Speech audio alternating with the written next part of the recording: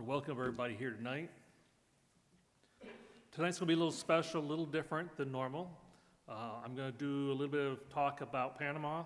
Ken's going to do a little bit about his perspective of the Panama campaigns. And then I'm going to finish up with a little story, and then we're going to talk a little bit about the Peru trip that just happened. I want to thank everybody here for their continuous prayers for me and my family and as I travel. I'm back on the road again next Saturday for Honduras for 2 weeks, so please keep me in your prayer for that one. So let's get started. Find my clicker here. And I do not see it up here. Get the clicker up there.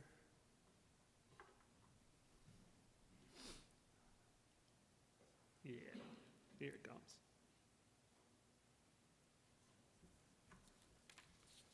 While he's bringing that up here, Trina was handing these flyers out. If you want to pick them up, this was on the last campaign that we did. She's got copies of those. Just see her. All right, let's get started. I'm going to introduce you a little bit to what was going on in Panama. This year, I actually became the director of maintenance for the School of the Americas, which means that I am the go-between of the school maintenance, building, anything to do with that, and the elders at the Forest Park congregation. The Latin American mission, the school, Bible School of the Americas, is under the oversight of the Forest Park congregation, the elders there. And so they're the ones I answer to for anything there, but I kind of have everything to do with budgeting and anything to do with maintenance. So starting off with, you see these gentlemen in the picture here. These are some of the gentlemen that came down and worked with us this year. And if you see, they're all doing a lot of different types of projects. And then here is some more. And these are some of the ladies that actually came down. We have people that came from as far as Alaska. We have people from Missouri, Tennessee, Kentucky, Michigan. We have some that are actually sojourners that travel all over the United States. So we have different people, different ages. So if you're interested in going on a trip like we're talking about with the building maintenance type, you can see Ken. He's trying to get a team and finished up, for that campaign, which would be, I believe, February, March range, something like that. Me and Trina, our plans are to be leaving here early January and coming back early April of next year. So we'll be gone a little bit longer next year. It makes things a little bit easier for the work at the school with me. As you see, here's some of the jobs that we're doing. Baptistry need to be power washed, need to be repainted. We had to clean out the warehouse. There's welding that needs to be done, cleaning up, painting. How many like shopping? I hate shopping, especially now. Went down there, I spent at least 7 to 10 days doing nothing but shopping. And as you see here in the picture, we kind of had a little contest there. Those are checkout slips that we're holding up there, cash register receipts, over 6 foot long, 3 separate days, okay? It wasn't fun. The one time, it took us 2.5 hours to check out. How many of you guys like to go to the store and sit there for 2.5 hours? I do not. Not one of my things. But as you see, we purchased a lot of different things.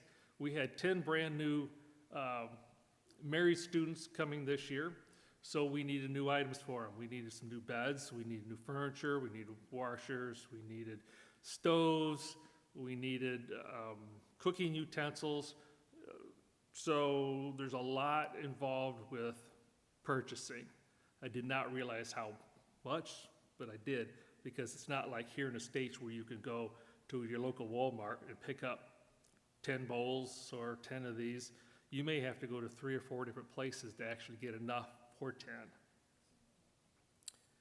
This was my fun part. How many of you guys have a big tractor sitting in your driveway that you use to drive around to get around when you're at work? That big tractor there is what I get around with a lot of times when I'm down there. It was used a good bit, as you notice there, washers, dryers, refrigerators, furniture. We used it constantly to move things, because if we had to move them by hand or move them in a little truck, it would just take forever. I'm going to cut mine a little bit shorter tonight because we're going to leave you with a little hold for a story that's going to take place after Ken speaks. So before we get there, one of the things that Ken did, and as you see there, is we started with the sign having nothing on it. And then Ken got up there, did some work on it, and next thing you know, it's painted. But he's going to give you the true story on that and the full story on that.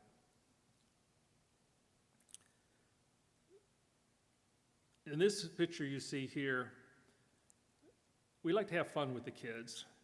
Ken went out and bought bubbles, and he bought some different things. Trina brought a bunch of things that were donated from the church here, little toys and stuff for us to give the kids. So we took those with us, and the kids just love them. This is the first year. We actually have, I think it's 27 kids on the school property this year, the most we've ever had. And we're talking anywhere from 1 year old up to, I think, 15.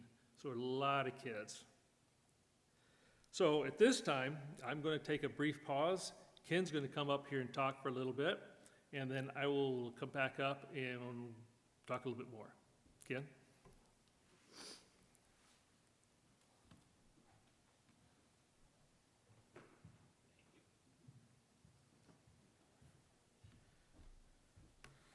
So this is where the sign you see when you first get to the building. Bienvenido a la Escuela Bíblica de las Américas. Sure, that's what it says. So it says, welcome to the Bible School of the Americas. With seeing the sign, I was like, man, I'm excited. This is my first year on a mission trip. This is going to be good. But before we get started, let's see, I gotta get the right button. There we go. I'd like to start out with some scripture. This is from John 13, 34 and 35. I am giving you a new commandment, that you love one another just as I have loved you, that you also love one another. By this, all people will know that you are my disciples, if you have love for one another.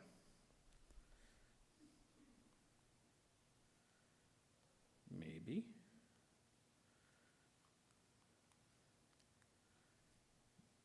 Did I goof up something? There it goes. Romans 10:14. But before people can pray to the Lord for help, they must believe in him.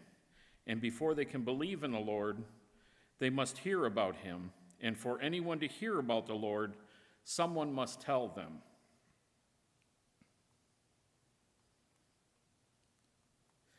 Matthew 28:19.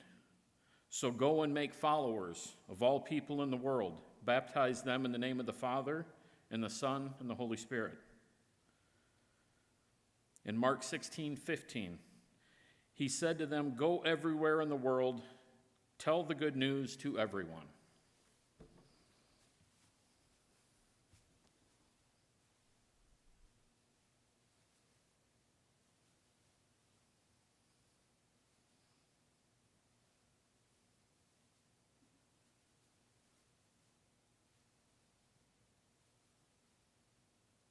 If you go somewhere and you don't know how to talk with anybody, that's what happens.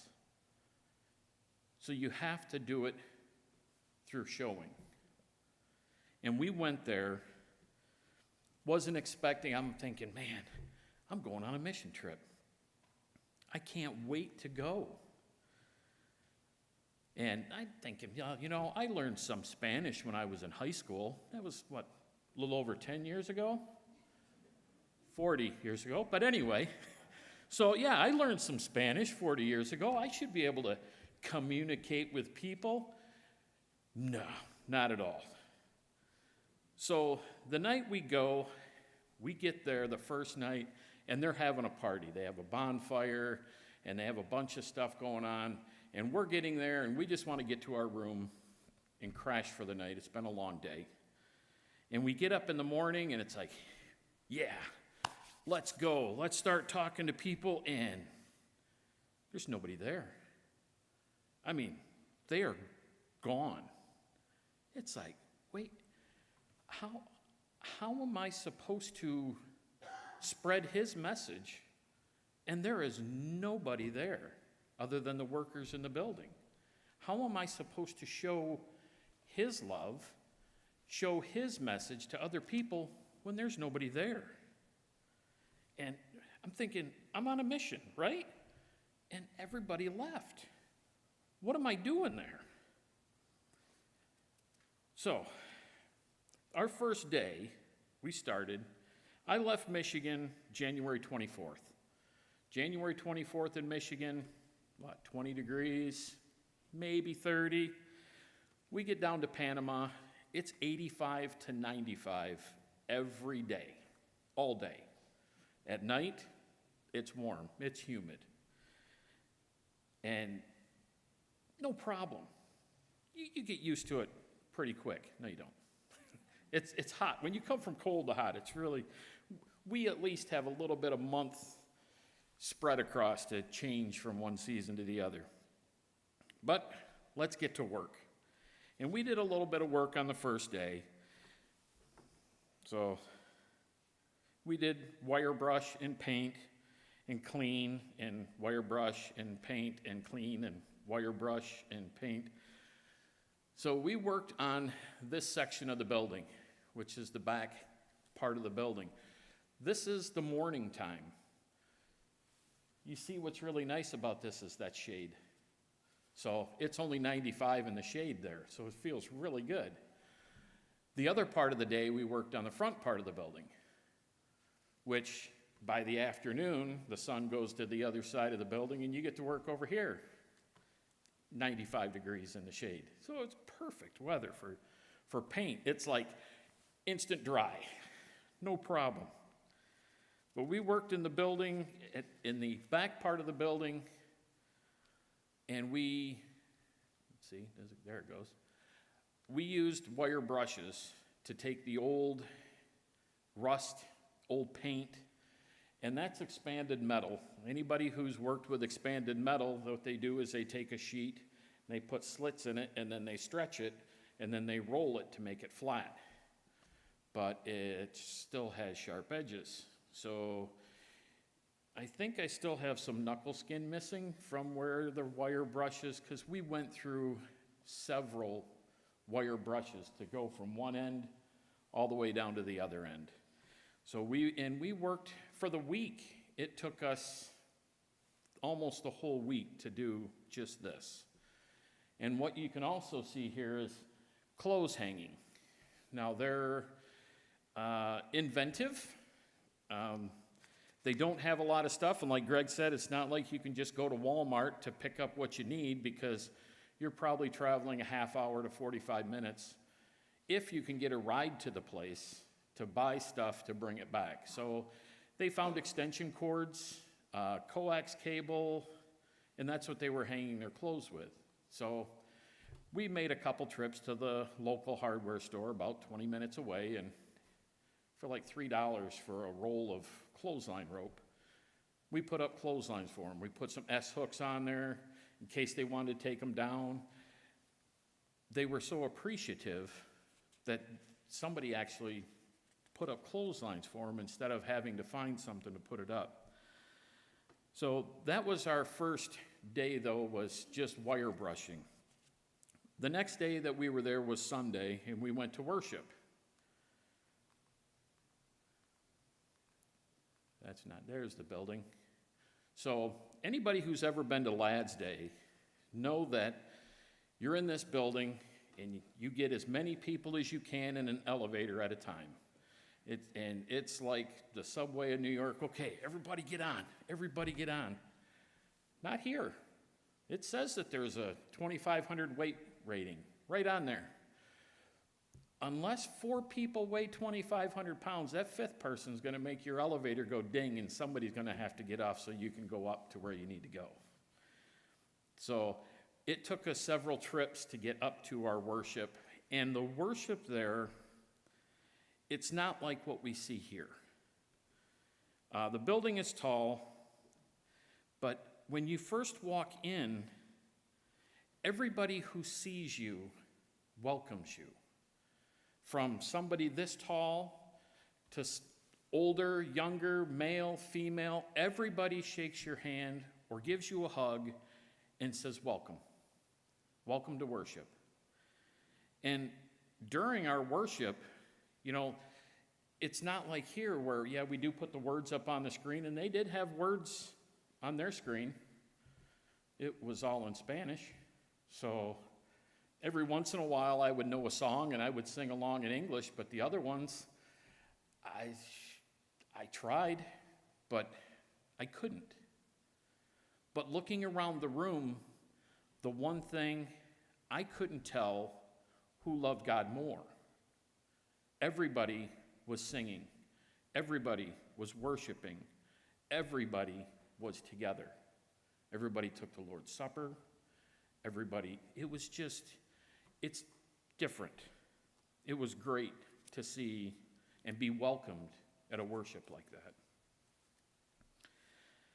And when I say everyone, I had some little kid come up and shook my hand, who literally was like this here, and I'm like, oh, hey, how you doing? He was happy to say good morning.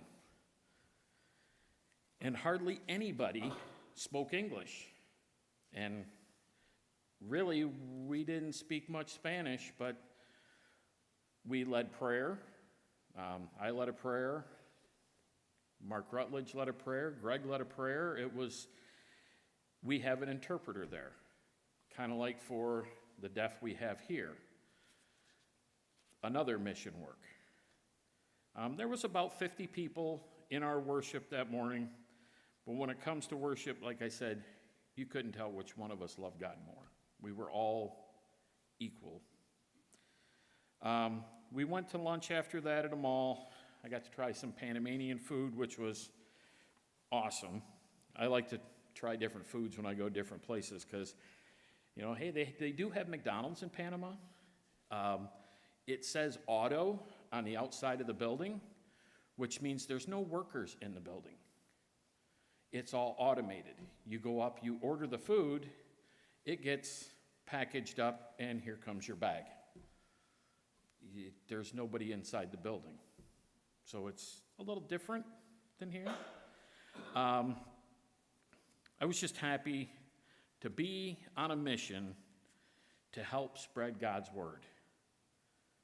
But there's no one here.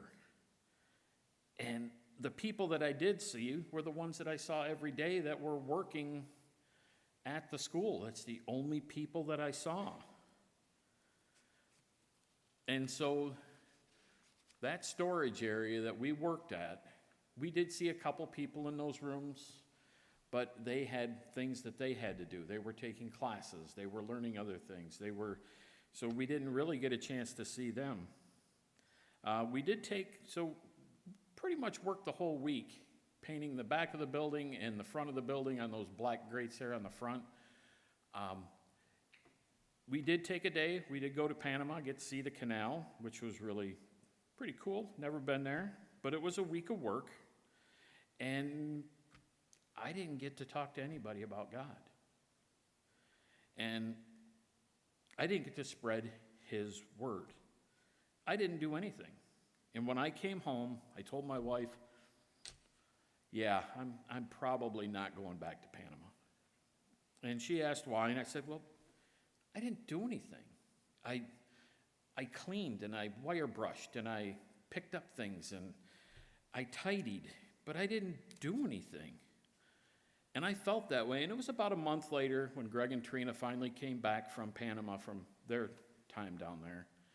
And Gregg and I was talking with him about how appreciative they were to walk into this building and see how much work was put into cleaning up the backside of it, getting that and painting, and the front side of the building to look nice and clean. And it was, all this whole time, if you've been listening, I did this. I was working here. How am I going to help him? I didn't go to the school to work for the school. I didn't go to the school to work for Gregg. I didn't go to the school to work for me. I went to the school to work for him. And when the kids came to the school, they saw it was him that did the work through me and through the other people that were there. We worked because we wanted to work for him, not because we wanted to work for a school or for another person. We did it to show his love to other people. And that's what I feel that we did, was that we worked so that other people would feel welcome, so that other people would see God's love. God wants everybody to feel, and when they walked in and saw a clothesline with clothespins, they were appreciative of a clothesline and clothespins. They were happy that somebody took time to scrub the paint and to paint that wire fence. And it took me about a month to realize that I wasn't there to work for me. But we succeeded. Our team succeeded in exactly the way that we wanted. We wanted people to feel that, to show them love and show them that it was God's love, to make things a little bit better for them. So now I was excited again. Okay, now I want to go back. And the second year we went back, they were like, hey, how are you with heights? And I'm like, I live on a ladder all day, every day. 6 foot, 8 foot, 10 foot, 12 foot, 14 foot. It doesn't matter. So they're like, okay, this used to have a sign up there, but years ago it got painted over, and nobody has painted it back in since. We would really appreciate it if somebody would welcome by painting a sign. I'm like, sure, do you have a ladder? Yeah, they have a ladder. Here's these two pieces. It's an extension ladder. Okay, well, I've worked on extension ladders before, you know. Years ago, I painted the peak of a barn by putting the wooden ladder in the bucket of a front-end loader and extending up and painting the peak of a barn. This ladder was in two pieces because it was broken. And they're like, well, we can just zip tie it together. And I went, it's an aluminum ladder that's in two pieces. It doesn't have the channel to hold them together. And it says on the side 225-pound weight rating. Well, in my dreams I'd be 225 climbing a ladder. I did climb up to see, but no, I'd pass. I wouldn't want to do that again. So that's where we decided, you know, let's take the front end loader. Now that's as high as it would go, and there I'm reaching as tall as I can, because that's where the top of the stencil was going to be. Now Larry used a program on his computer, so once I gave him the measurements, he says they have to be between this point and this point to start, and this far over. So he programmed it up, and I went up and put it into place.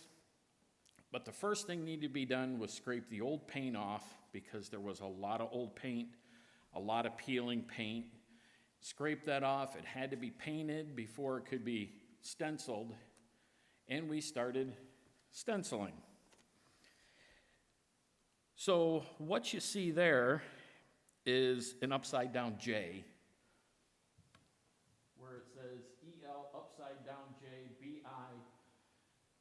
We didn't have enough stencils to make one solid stencil, so we just used letters to fill in and then later bring a letter in to paint it. And that's how we had to get all the stenciling done. And it was done in sections. So everything was drawn out with a pencil. It took pretty much the whole week to try to do that. There was a couple times in the morning where it was still cool, and we did some digging out of some posts that every time the lawnmower would go over, it would hit these, that posts were broken off. Cement in a post, you would think, you know, they put a little bit of cement in there. No, it was about 3.5 foot deep and about this big around, and we were given a 20-foot long chain. It's like, oh yeah, we can take the chain, we'll dig out around the post, we have a front end loader. I don't know if it was aluminum chain or we started out with one piece of about 15-foot long chain, and when we done, we had about, 15 1-foot long pieces, because it kept breaking and snapping. But we got all the posts out, so they don't have to worry about damaging the lawnmower anymore because the posts aren't sticking up. It was just work that needed to be done and didn't have anybody to be able to do it that knows how to operate a front end loader. They have it on site, which is a nice tool. Very appreciative that it was donated to the school for that. I did get to meet a bunch of new people, which was really nice. But it was, again, the same thing. Meeting people, not being able to talk with them, but all we could really do was show our work, and I wish it was just as easy as putting up a stencil and painting it and be done with it. But when you do that with a roller, the paint goes behind it, and then you have to cut in the letters to make it look nice, because if you don't want to do something part way, you want to do it the whole way. And if you're going to do it right. So that's why it took so long to get it done. We did get a couple bags of toys that was donated to give to the kids. There was some girls a couple rooms down from ours. They were happy to grab stuff, and the boys loved these things that you would shoot with a rubber band. They would go up in the air, they'd go so high, and then they would helicopter down. But they had no idea how to use it, so I guess I got to play with some toys to help the kids understand how to play with toys. And me and him had a ball. He had two brothers that were with him, and he was the one that I showed him first, and he showed his other brothers, and then we stood around shooting them for a little while. This was just as we were walking around the place. And then before we left, we did make a trip to the store, and I did buy some bubbles, which I think for 12 things of bubbles was like $2. And I don't know if they've never seen bubbles before, but they had more fun with bubbles. I mean, we were having a ball. And we kept blowing bubbles, and they kept running around, and it's almost like having a cat. It was really cool. But that was my trip. And, after we'd have a meal, there's a person at the school, and they would stop by. We'd have dinner with them every once in a while, and they started talking about this little girl.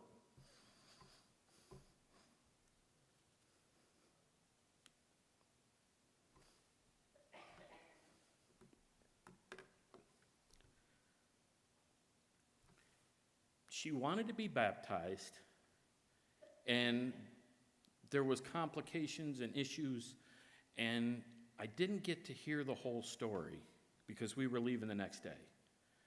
And Gregg was planning it, and this is going to happen. We're going to see what we can do to help. And I left the next day. So I didn't get to hear the rest of the story until a little while ago. His turn.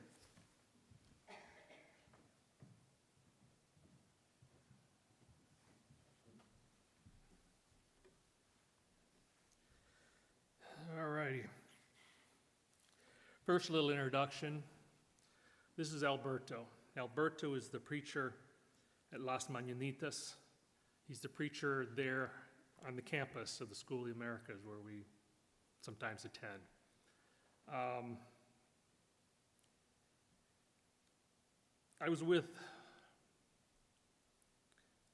I saw him walk in one day, and me and Carlos were about to leave the property, and he stopped us. I waved to him because I wanted to say hi to him. I hadn't seen him yet. And him and Carlos were talking back and forth in Spanish. I catching pieces and bits of it, didn't quite understand. When Alberto got done, he walked away.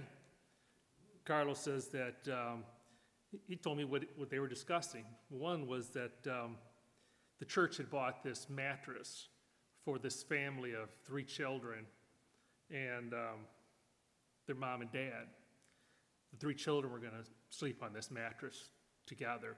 They were renting a home from a member of the church, and it was $70 a month rent, and they could only afford 50 of the $70. Alberto had been studying with this family. She was in the hospital. In fact, this is her. This is Norma. And as you see in this picture here, when she was in the hospital, she wanted to be baptized, but the hospital refused. They would not allow it to be done.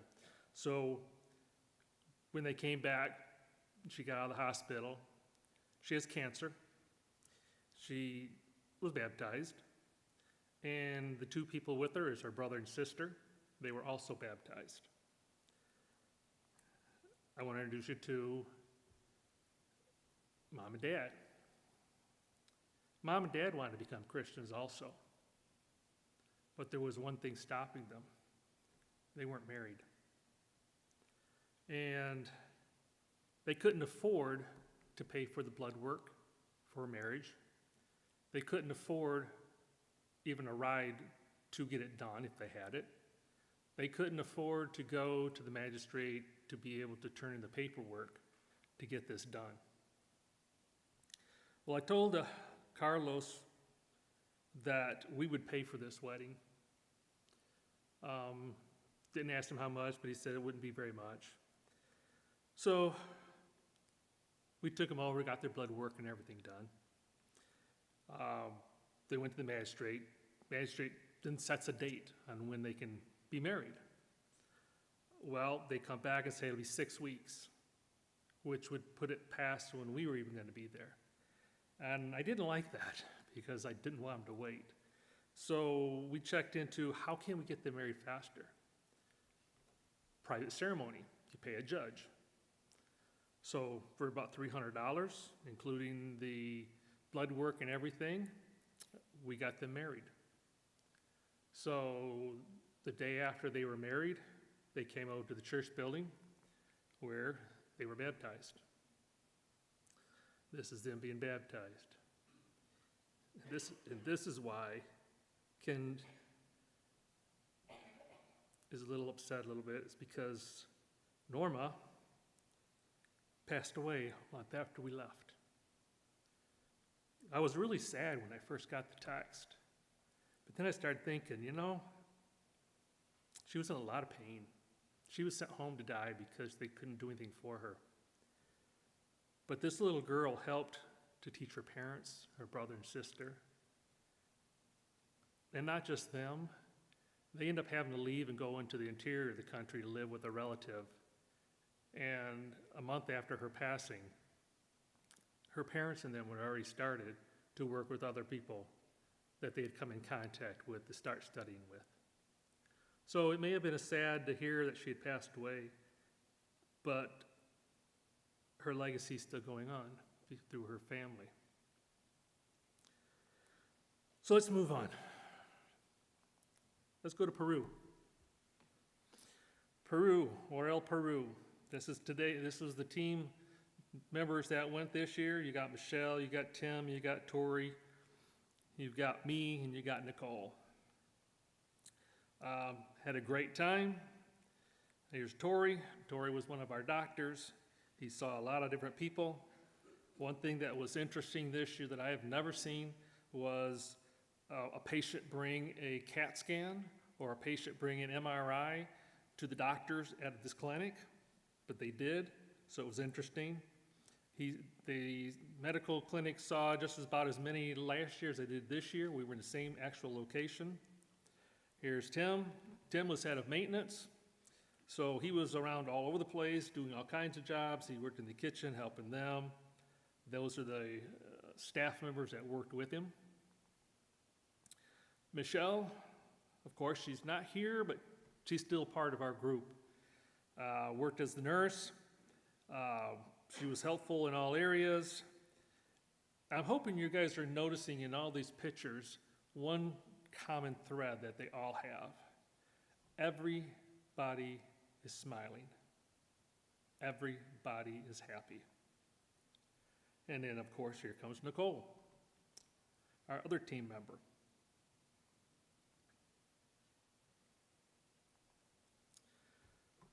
This was kind of interesting. I call it a gift. When we got to the church in Orel, a week before the team comes in, and they were talking about what could they use, and they said, boy, we wish we had a projector. We could do the songs, we could do all these different things. And I'm like, Ken told me he's got some projectors here in the States, so text Ken and got a hold of Tim and Tori and sent a projector down there. I've never seen two people start to tear up for just getting something as simple as what we would get as a projector. So then I got, a couple days ago, because this would have been Saturday night, they sent me 2 pictures. This is inside the church building. They were having a get-together, and they were showing a movie. And they were so thankful for such a little gift to be able to do this. Bible studies, this is what we're really down there for. We're down there, we use the evangelist or the medical side of it to bring people to us. But this is why we're down there, to study. And they continue to come. People will wait. They'll come through the clinic and they'll say, I want a Bible study, and I'll wait if somebody's not available. But it's all about baptisms. New souls. A total of 32 new family members. I put in this verse here, 1 Corinthians 3:6. 1 Corinthians 3:6 is, I have planted, Apollos watered, but God gave the increase.